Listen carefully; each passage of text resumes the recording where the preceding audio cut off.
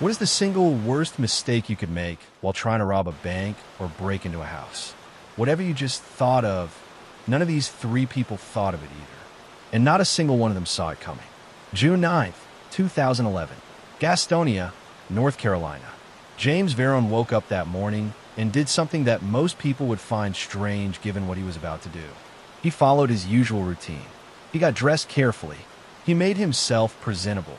Combed hair, clean clothes, the kind of appearance a man puts together when he wants to be taken seriously.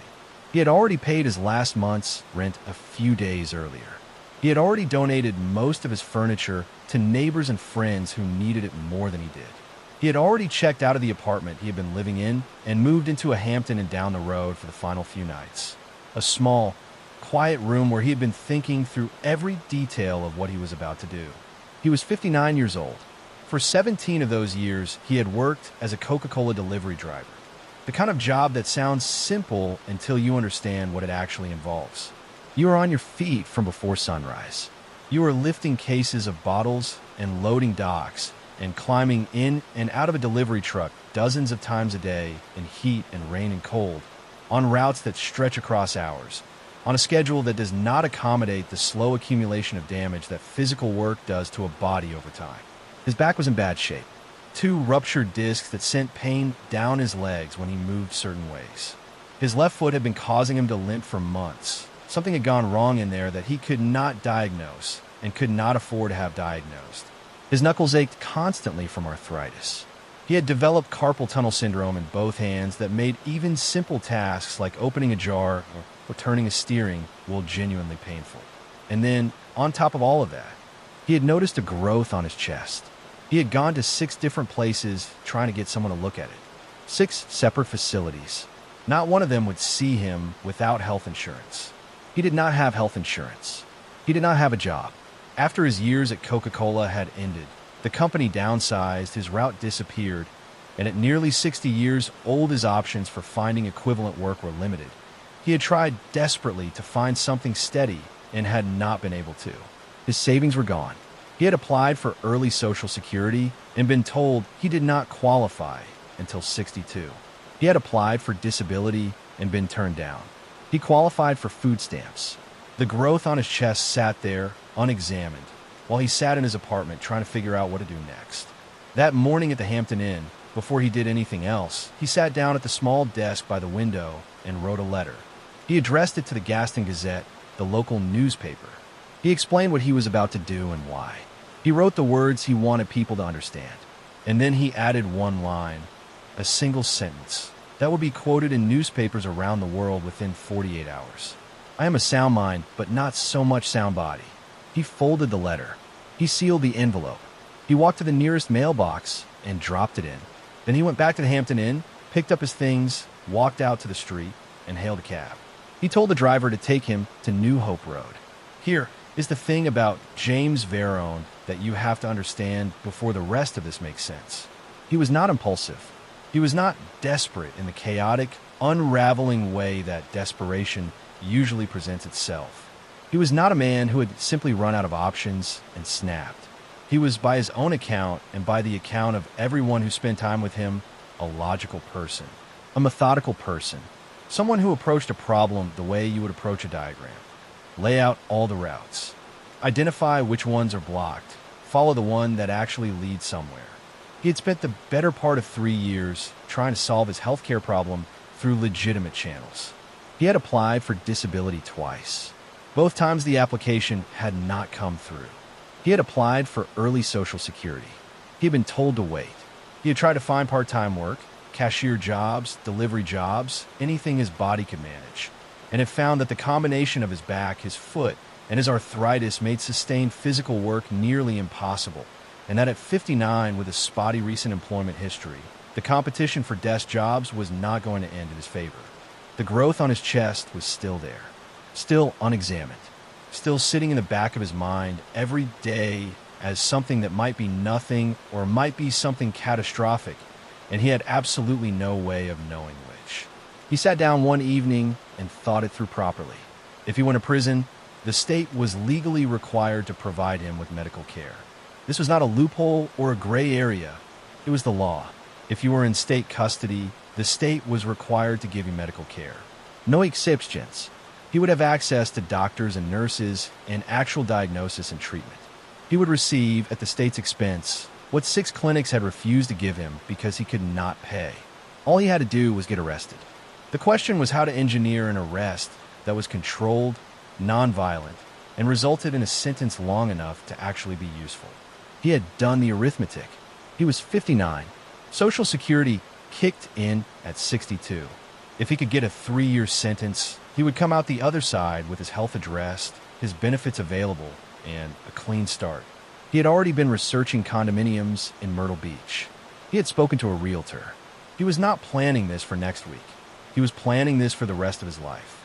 A bank robbery, he concluded, was the most efficient mechanism available to him, significant enough to carry a meaningful sentence, simple enough to execute without anyone getting hurt.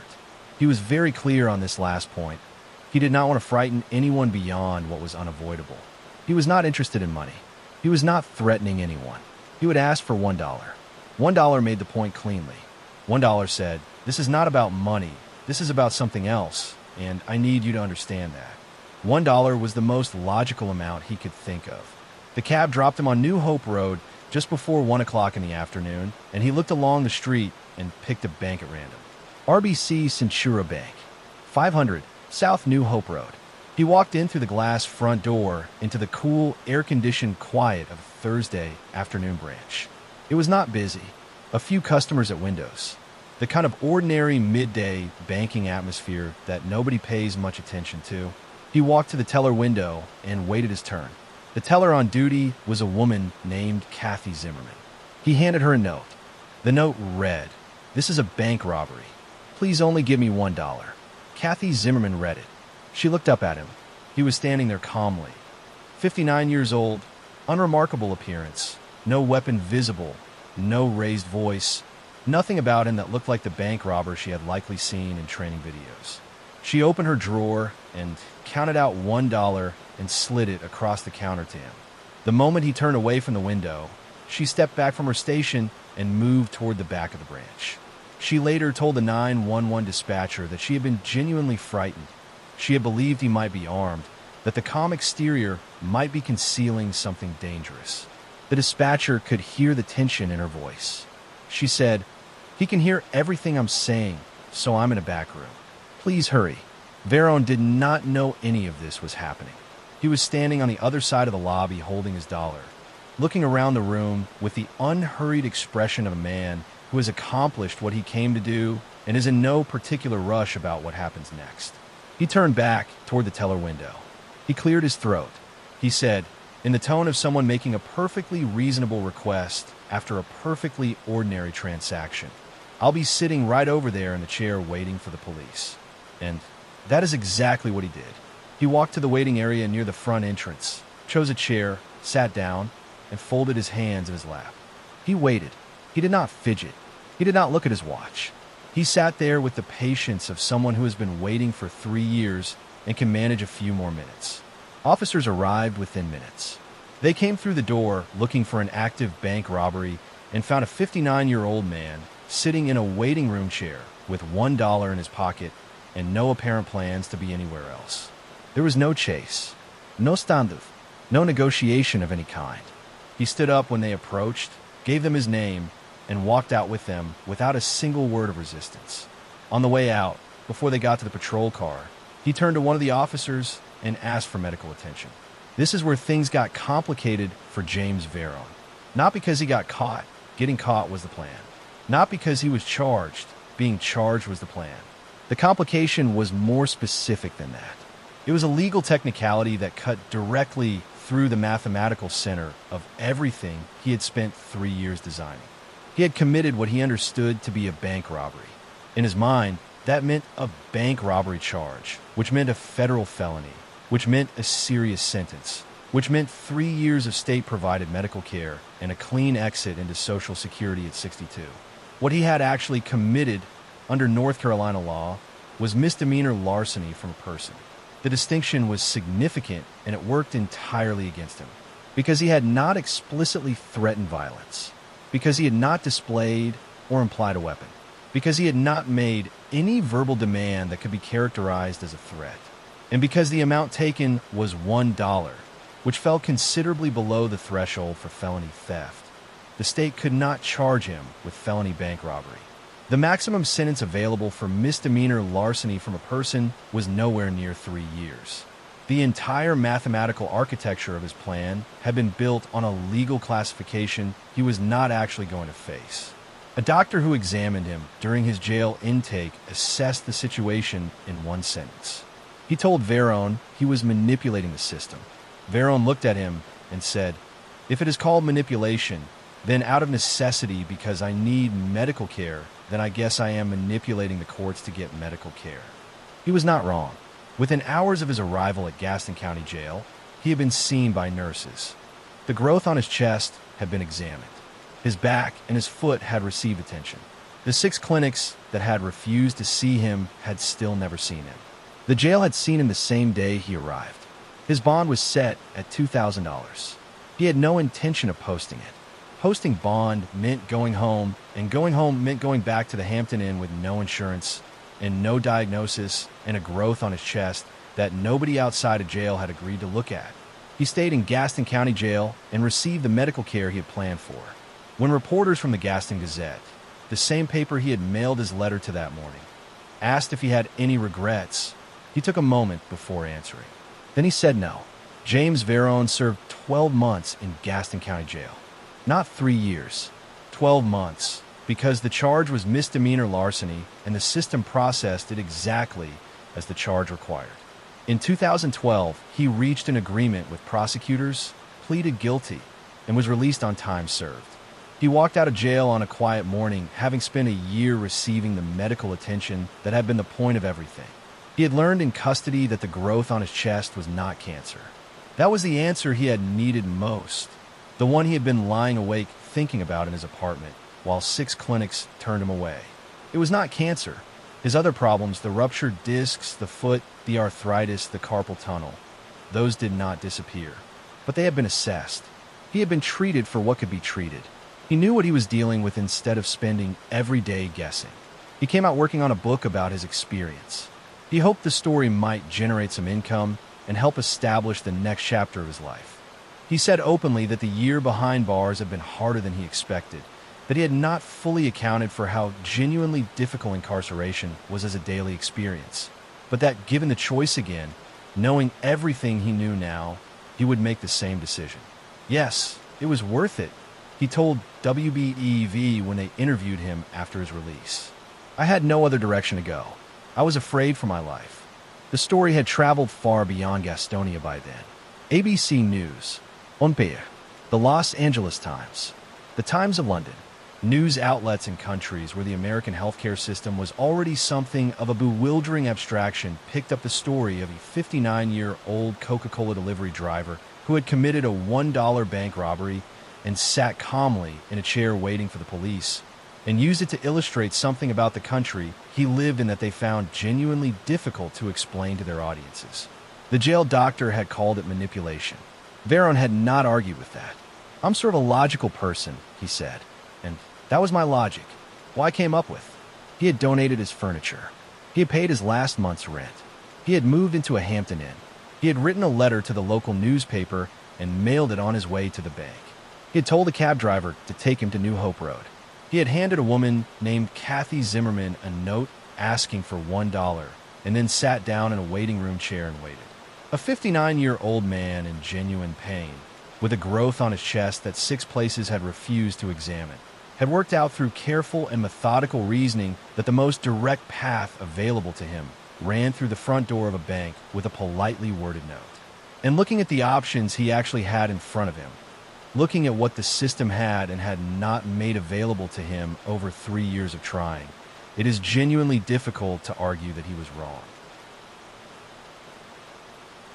James Verone walked into a bank with a plan he had spent 3 years carefully designing, every variable considered, every step thought through. A man who had approached a genuinely desperate situation with the patience and logic of someone determined to engineer a way out of it. The man in this next story also walked into a bank with a plan. The difference is that Verone's plan had at least been a plan. This one came apart before the note even left his hand. He just did not know it yet. Monday morning, July 29th, 2019, Cleveland, Ohio. A 54-year-old man had errands to run. The ordinary, administrative kind that pile up in a person's life and eventually demand attention. The ones you keep putting off until you cannot put them off any longer. That morning he had gone to the Ohio Bureau of Motor Vehicles on the east side of Cleveland to sort out some paperwork. The kind of trip nobody enjoys. You take a number. You wait. You fill out a form with your information on it. A clerk processes it. You leave with a piece of paper. Your full legal name, your current home address, printed clearly in the unambiguous way that government documents always are. He folded the form. He put it in his pocket. He left the BMV. He had one more stop to make. At around 11:10 in the morning, he walked into the U.S. Bank branch at 7993 Euclid Avenue in Cleveland. It was not a branch he was walking into for the first time. He was a regular, came in fairly often for cash advances, knew the layout, recognized the staff behind the counter. He walked to the teller window, reached into his pocket, pulled out a piece of paper, and slid it across the counter. The note read, "This is a robbery. Don't get nobody hurt." The teller read the front of the note. She looked up at him. Then she turned it over. On the back of his robbery demand note was the BMV form he had filled out not 2 hours earlier. His full legal name, his home address, printed clearly on standard government paper. She looked at the front of the note. She looked at the back. She looked up at the man standing across the counter. She knew his face. He was a regular. He came in all the time. She had seen him before across this exact window. She knew exactly who she was looking at. She opened her drawer, counted out $206, and slid the money across to him. Then she said, "Here you go, Michael." Stay in that moment for a second, because it genuinely deserves it. A bank teller has just been handed a robbery demand note. On the back of that note is the robber's full name and home address. She recognizes him as a regular customer whose face she knows from dozens of previous visits.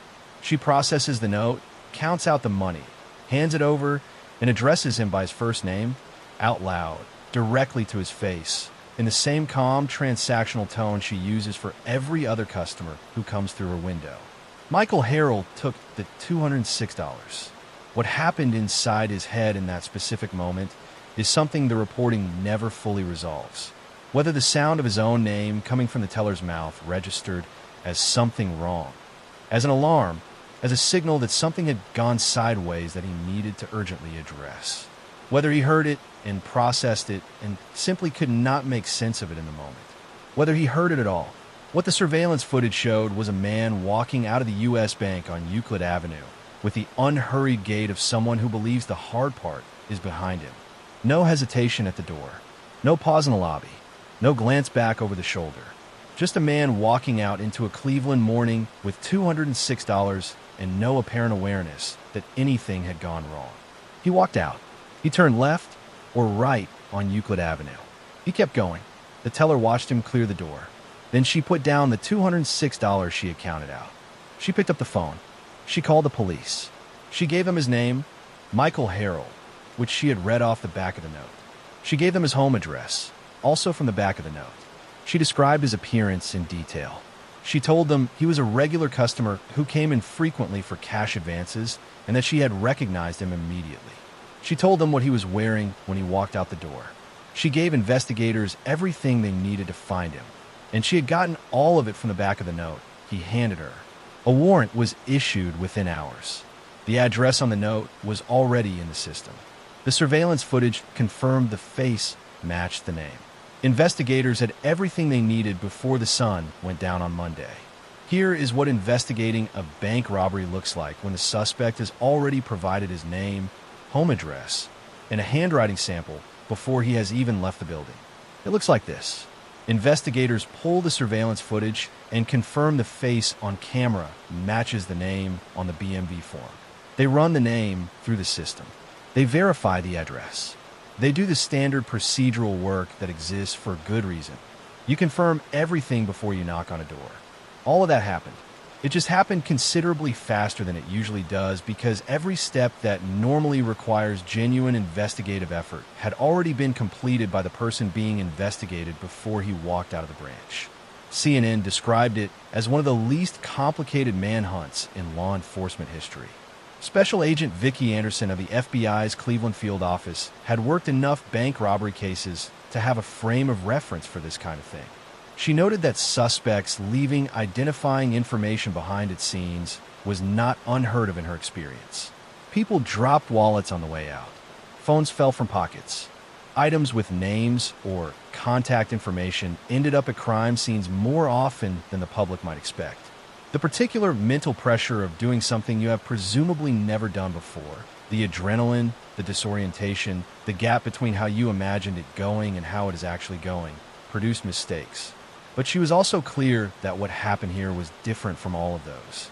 Dropping a wallet is an accident, something falling out of a pocket in a moment of distraction. A physical oversight you can understand mechanically. This was a man who had been handed a piece of paper at a government office with his full name and home address printed on it. He had folded it and put it in his pocket. He had walked to a bank. At some point before reaching the teller window, he had taken the paper out, found a pen, and written a robbery demand on one side of it. He had approached the window. He had slid it across the counter. At no point across any of those individual steps. Not while receiving the form at the BMV, not while putting it in his pocket, not while looking for something to write on, not while actually writing the note, not while walking to the teller window, had he turned the paper over and looked at the other side. The warrant was processed Monday afternoon. The footage confirmed Monday evening. Investigators had his name, his face, and his front door address. They moved on Tuesday, on July 31st, 2 days after he walked out of the U.S. Bank on Euclid Avenue. Michael Harrell was arrested by the Cleveland Division of Police. He pleaded not guilty. His bond was set at $75,000. The Cuyahoga County District Attorney's Office confirmed they were reviewing charges. The specific details of what happened in court after that did not receive extensive public coverage. By the time of his arrest, the story had already run its full cycle through national and international media. CNN had covered it. The BBC had covered it. The BBC had covered it. Outlets in Australia and Canada had covered it. The note detail had been reported and re-reported, and the coverage moved on in the way coverage does once the interesting part has been delivered and the arrest has been confirmed. But Special Agent Vicki Anderson gave one more interview that put the whole thing in its proper context. She explained to reporters that a significant part of the FBI's bank robbery work involved releasing surveillance photographs of unknown suspects to the public. A face from a camera, a request for identification, a hope that someone somewhere would recognize the person and come forward. It worked sometimes. It required time, resources, public cooperation, and a certain amount of luck. She and her colleagues put genuine effort into every one of those cases. She said that in the normal course of a bank robbery investigation, the most fundamental question investigators had to answer was who. A lot of times we're sending out pictures and we have no idea who this person could be, she said. She paused for the exact length of time that someone pauses when what they are about to say does not require much elaboration. When you present a note that has your name already on it and address, she said, it helps law enforcement tremendously. Michael Harrell had answered the central question of the entire investigation himself before he asked for the money, on the same piece of paper as his demand, in the form of a government document he had been carrying in his pocket since that morning. There's an easy version of this story where you note the absurdity and move on. Rob's bank, leaves his name on the note, gets arrested 2 days later at the address printed on the note. Next, but slow down for a moment, because the specific sequence of events here is genuinely worth following all the way through. Michael Harrell had been to the BMV that morning. Nobody goes to the Bureau of Motor Vehicles because they want to. You go because something administrative in your life has finally demanded attention. He had gone. He had taken a number. He had waited. He had filled out a form.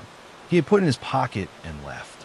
Somewhere between that BMV parking lot and the door of the U.S. Bank on Euclid Avenue, he made a decision. The reporting does not tell us what he needed the money for or what had brought him to that particular Monday morning with that particular plan. What it tells us is that he needed something to write on. He reached into his pocket. He found a piece of paper.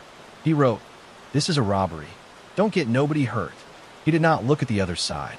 He handed it to a teller who knew his face, read his name off the back, said it out loud to him as she handed over the money, and called the police before he reached the parking lot.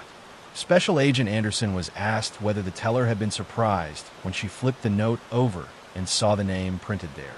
Anderson said yes. The teller was stunned. She said the FBI had seen suspects drop wallets, drop phones, leave behind items with identifying information in moments of stress. It happened, but there was something about this case that sat apart from all of those.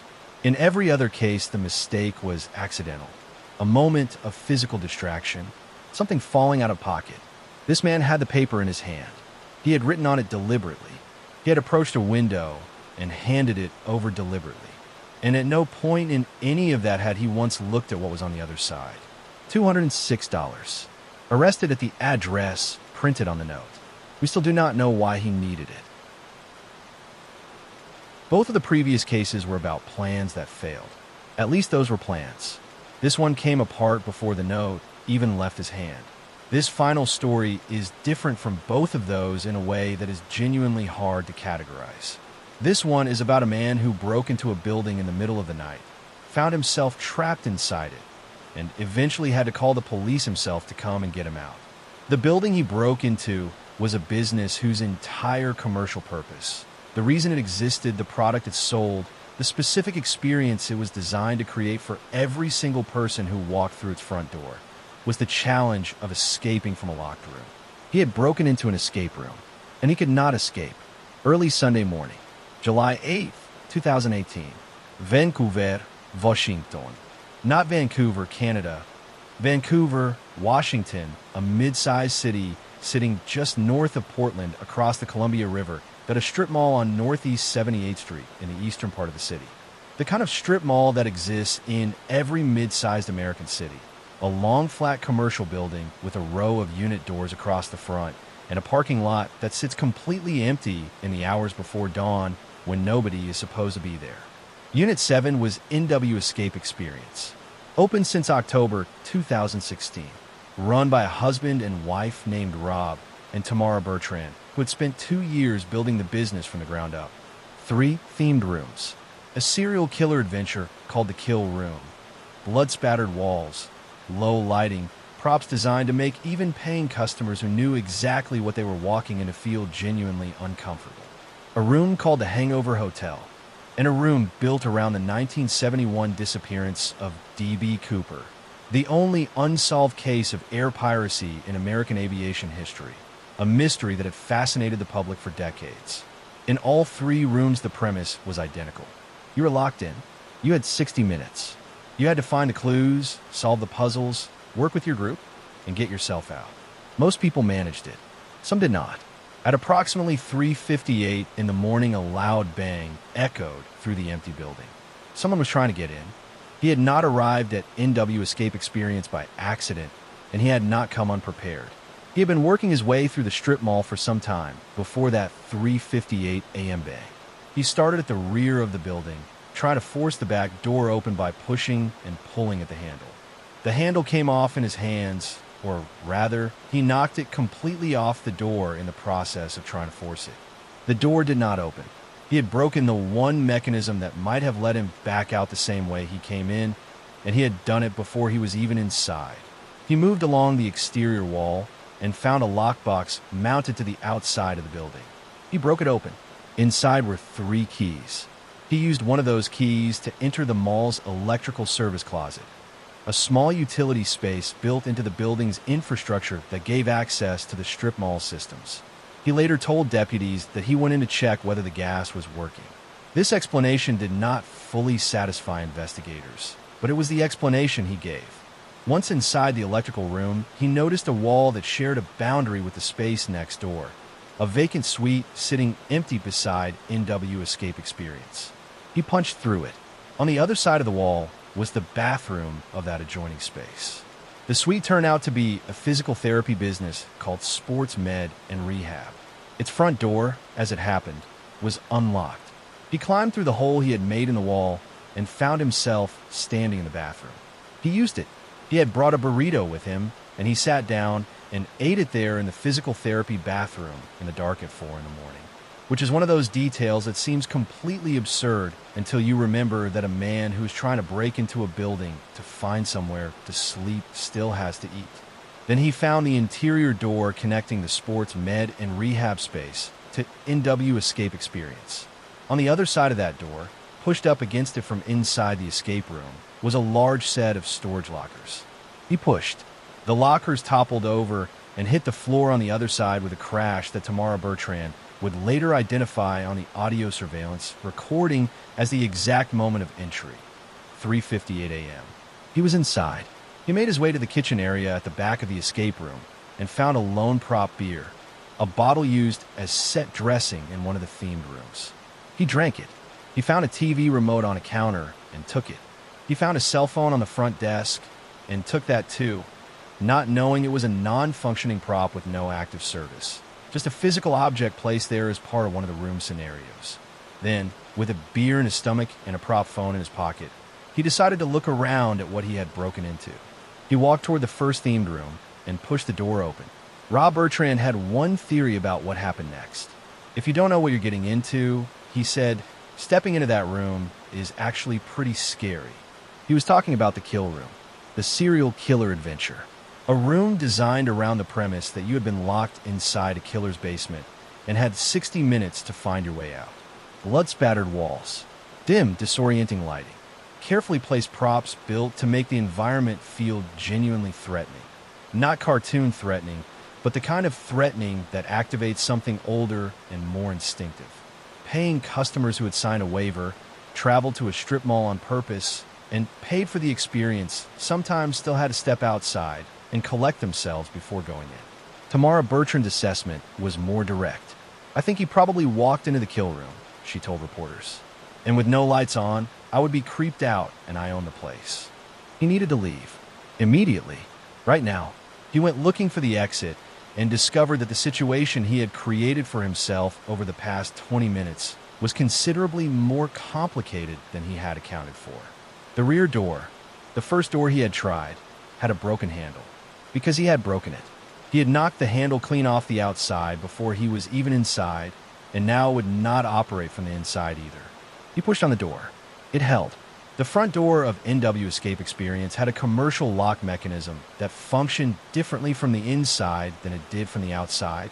The kind of setup common in commercial escape room businesses precisely, because the whole point was that you could not simply open the door and walk out. He had not been shown how it worked. He stood at the front door in the dark and pushed and pulled and twisted at a lock mechanism that did not respond the way he expected. It did not open. He went back through the building, trying other options. The themed rooms were dark. The serial killer's basement was somewhere behind him. He had been inside for 20 minutes, then 30. Investigators would later confirm he remained trapped for at least 35 minutes in total. He picked up the prop phone. He dialed 911. The dispatcher who took the call later described it as genuinely difficult to process. He said someone was breaking into his home. He described it as an old folks' home. He gave an address. The dispatcher ran the address. It did not exist. Do you understand? The dispatcher told him. Unless I know exactly where to go, I can't send anybody to a place where I don't know where it is. He hung up. He called back. He called a third time, then a fourth. Dispatchers traced the calls to the NW Escape Experience business phone at 1503 Northeast 78th Street. Clark County Sheriff's deputies were dispatched. Between his 911 calls, at some point during the 30-plus minutes he had spent inside the building, he applied enough sustained force to the damaged rear door that it gave way, pushed open at the cost of further damaging the door frame in the process. He was outside, standing in the early morning darkness of an empty strip mall parking lot holding a TV remote, a prop cell phone with no service, and the empty bottle from a prop beer he had already finished. Clark County Sheriff's deputies pulled into the strip mall parking lot and approached the front of NW Escape Experience. The front door was unlocked, pushed open from inside when he had been trying to get out. Deputies stepped through it into the business. They could see the storage lockers toppled on the floor. They could see the hole in the wall leading back to the physical therapy suite. They could see what had happened. Then they heard a loud bang from behind the building. One deputy drove around to the rear of the strip mall. He found a 40-year-old man walking away from the back of the building. The man told the deputy he was homeless and had broken in looking for somewhere to sleep. He said he had called 911 because someone was breaking into his home. The same story, the same fake address. He said he had no idea what kind of business it was. He said the phone he was holding was his own personal cell phone. He dropped on the ground while he was talking. Then he told the deputy he had never been anywhere near the building. The deputy looked at the man standing directly behind the building. The deputy looked at the broken rear door handle. The deputy looked at the damaged lockbox on the exterior wall. The deputy looked at the hole punched through the wall of the electrical service closet. The deputy looked at the storage lockers on the floor visible through the open back door. His name was Daniel Wardlaw. He was arrested and transported to Clark County Jail. 3 counts of second-degree burglary. Bail set at $40,000. Total damage to NW Escape Experience was estimated at $1,500. Rob and Tamara Bertrand arrived at their business at 5 in the morning. Their first reaction, Tamara said, was worst-case scenario. She had assumed a fire, a flood, something genuinely catastrophic. Then the deputy walked them through what had actually happened. She said all they could do was laugh. Step back and look at the complete sequence of what happened between 3:58 a.m. and approximately 4:35 a.m. on the morning of July 8, 2018. A man approached the rear of a commercial building in a strip mall and knocked the handle off the back door, trying to force it open. When that did not work, he found a lockbox on the exterior wall and broke it open. He used one of the keys inside to enter the electrical service closet. He punched through a wall. He climbed into the bathroom of a physical therapy business next door. He ate a burrito. He found an unlocked interior door connecting to the escape room business. He pushed over the storage lockers blocking it. He entered the escape room. He found a prop beer in the kitchen and drank it. He took a TV remote. He took a non-functioning prop cell phone off the front desk. He walked into the kill room in the dark at 4 in the morning with no lights on. He panicked. He tried the front door. It did not open. He tried the back door. The handle he had broken was still broken. He picked up the prop phone with no active service and dialed 911. He told the dispatcher his home was being burglarized. He gave a fake address. The dispatcher could not find it. He called back 3 more times. Dispatchers traced the calls to the building. Deputies were sent. He forced his way out the back and walked away from the building holding the prop phone. He told the deputy it was his phone. He dropped it. He told the deputy he had never been near the building. All of this happened in 35 minutes. Rob Bertrand gave reporters a quote that traveled widely. The sheriff said he had a burrito and he was settling in to have a breakfast and a beer and then got scared because he couldn't get out. Tamara Bertrand, with the particular satisfaction of someone whose building had just inadvertently performed its core function on an unintended customer, told the local paper, "We now have a 0% escape rate with criminals." James Verone robbed a bank for $1 and sat in a chair waiting for the police. Michael Harrell wrote his own name on his robbery note and was called Michael by the teller as she handed over the money. And Daniel Wardlaw broke into an escape room. Could not escape, called 911 on himself 4 times from a prop phone, and was arrested in the parking lot holding that prop phone while telling a deputy he had never been anywhere near the building. 3 cases, 3 plans. 0 of them went the way anybody expected.